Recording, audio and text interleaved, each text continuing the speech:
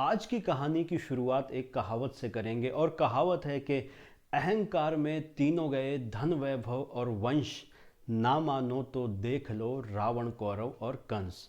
नमस्कार दोस्तों, मैं अनिल वर्मा आपका हार्दिक स्वागत करता हूं मेरे इस YouTube चैनल पर। और आज की वीडियो में हम बात करेंगे कि कैसे गरुड़ को एक बार अपनी शक्ति पर इतना घमंड हो जाता है कि वो अपने आराध्य भगवान श्री विष्णु, जो कि तीनों लोकों के स्वामी है, उनका अपमान कर डालते हैं, उन्हें शक्तिहीन कहते हैं। और फिर कैसे भगवान विष्णु ने गरुड़ का घमंड चूर किया था।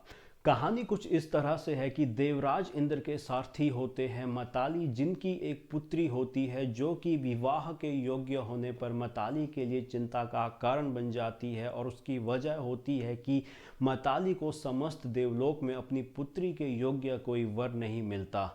तब मताली निर्णय करते हैं कि मैं देवलोक से बाहर निकलकर किसी अन्य लोक में जाकर अपनी पुत्री के योग्य वर की तलाश करूंगा। मन में ऐसा निश्चय होने के पश्चात वो देवलोक से निकलकर चले जाते हैं कि रास्ते में उनकी मुलाकात होती है देव ऋषि नारद से, जो उनसे पूछते हैं उनका देवलोक को छोड़कर जाने का कारण। मताली देव ऋषि नारद को सारा वृत्तांत सुनाते हैं और देव ऋषि नारद मताली की सहायता का निश्चय करके उनके साथ चल लेते हैं और वो ले जाते हैं उन्हें वरुण लोक, जहां पर वरुण देव अपने पुत्रों एवं पौत्रों से घिरे होते हैं। देव ऋषि नारद वरुण लोक में ही मताली को दर्शन करवाते हैं भगवान श्री विष्णु के सुदर्शन चक्र एवं दिव्य गांडीव धनुष की। वरुण लोक से निकलकर देव ऋषि नारद मताली को पाताल लोक ले जाते हैं और वहां पर रहने वाले दैत्य राक्षसों की जातियां, उनके कुल एवं उनकी शक्तियों के बारे में उन्हें बताते हैं। मताली के मन में विचार आता है कि दैत्यों एवं देवताओं की जो दुश्मनी है वो हमेशा से चली आई है, अतः वो अगर अपनी पुत्री का विवाह किसी दैत्य से कर देते हैं, किसी राक्षस से कर देते हैं, तो ये उचित नहीं होगा। मन में ऐसा विचार आने के पश्चात मताली देव ऋषि नारद को कहते हैं कि वे शीघ्र अतिशीघ्र उन्हें किसी अन्य लोक ले चले।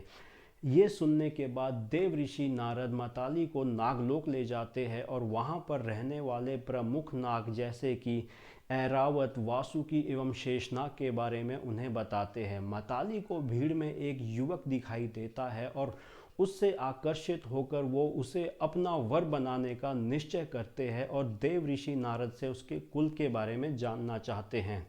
तब देवऋषि नारद मताली को बताते हुए कहते हैं कि वो युवक नागकुमार सुमुख है, जो कि नागराज ऐरावत के कुल से जन्मे हैं और उनके पिता का कुछ ही समय पहले गरुड़ ने वध किया है।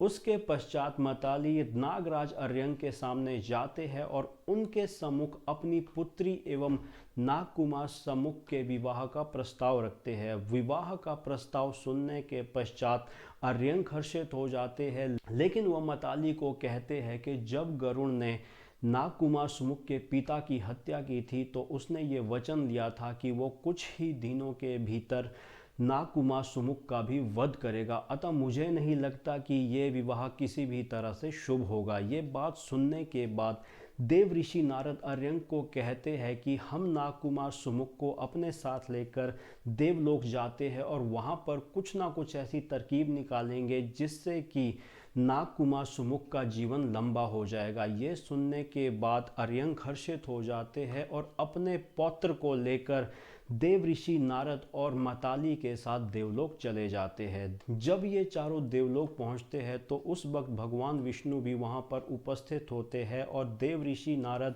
सारा वृत्तांत भगवान विष्णु को सुनाते हैं और भगवान विष्णु के निर्देशानुसार देवराज इंद्र नागकुमार सुमुख को लंबा जीवन जीने का वरदान देते हैं। लंबी आयु का वरदान मिलने से सभी हर्षित हो जाते हैं और जब इस बात का पता गरुड़ को लगता है तो वो अति क्रोधित हो जाते हैं और अपने विशाल एवं शक्तिशाली पंखों को फैलाए हुए वो गर्जना करते हुए देवलोक की ओर आते हैं और पल भर में ही वो देवराज इंद्र एवं भगवान श्री विष्णु के समीप पहुंच जाते हैं।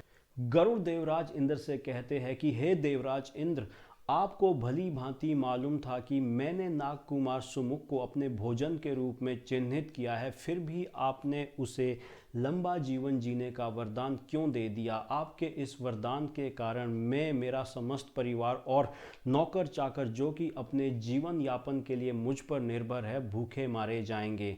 हे इंद्र, आपकी भांति मेरी माता भी प्रजापति दक्ष की ही पुत्री है और आप ही की भांति मैंने भी असंख्य शक्तिशाली राक्षसों का वध किया है और आप ही की भांति मैं बिना थके हुए इन तीनों लोकों का बोझ धारण कर सकता हूँ। मैंने कई युद्धों में आपके छोटे भाई भगवान विष्णु को अपनी पीठ पर बिठाया है और उनके लिए युद्ध लड़े हैं, उनका वाहन बनना स्वीकार किया है। शायद इसी कारण आपने मेरा इस तरह से तिरस्कार किया है, अपमान किया है। हे देवराज इंद्र, भला इस ब्रह्मांड में ऐसा कौन है जो शक्ति में मेरा मुकाबला कर सकता है। तुम्हारे छोटे भाई विष्णु को मैंने उनके मित्रों के सहित अपनी पीठ पर बिठाया है, लेकिन फिर भी तुमने मुझसे मेरा भोजन छीनकर मेरा तिरस्कार किया है, मेरा अपमान किया है। जिस तरह से तुम्हारे छोटे भाई विष्णु ने मुझे अपना वाहन बनाकर मेरा अपमान किया है। उसके पश्चात गरुड़ भगवान श्री विष्णु को कहते हैं कि हे विष्णु, मैं जानता हूँ कि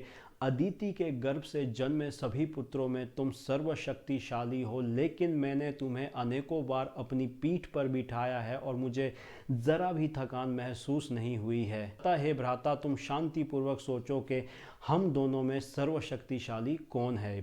इस तरह से गरुड़ को अपनी शक्ति के अहंकार में डूबता हुआ देखकर भगवान विष्णु क्रोधित होते हैं और गरुड़ को कहते हैं कि हे गरुड़, तुम तो बहुत ही शक्तिहीन हो, भला तुम अपने आप को शक्तिशाली कैसे कह सकते हो। तुम मेरा बोझ नहीं उठाते, बल्कि मैं तुम्हारा और अपने सहित इन तीनों लोगों का बोझ उठाता हूँ। भला मेरा बोझ ये तीनों लोग क्या समस्त ब्रह्मांड भी नहीं उठा सकता। अगर तुम मेरी दाईं भुजा का बोझ उठा सकते हो तो मैं मान जाऊंगा कि तुम शक्तिशाली हो। ये कहते ही भगवान श्री विष्णु अपनी दाईं भुजा गरुड़ के ऊपर रख लेते हैं और उस दाईं भुजा के बोझ से गरुड़ धरती पर गिर जाते हैं और बेहोश हो जाते हैं। लेकिन भगवान श्री विष्णु अपने भक्त गरुड़ का वध नहीं करते और गरुड़ अपने अहंकार पर पछताते हैं और भगवान श्री विष्णु से क्षमा याचना करते हैं एवं भगवान श्री विष्णु ये कहते हुए कि दोबारा कभी इस तरह की हरकत मत करना, कभी अपनी शक्ति पर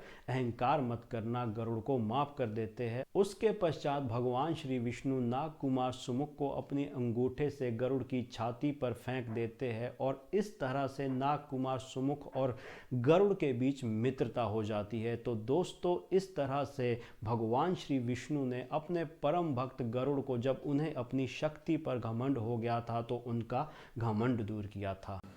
तो ये थी हमारी आज की ये वीडियो। आशा करता हूँ कि आपको ये वीडियो ज़रूर पसंद आई होगी। जल्दी ही मिलते हैं एक ऐसी ही वीडियो के साथ। तब तक के लिए धन्यवाद।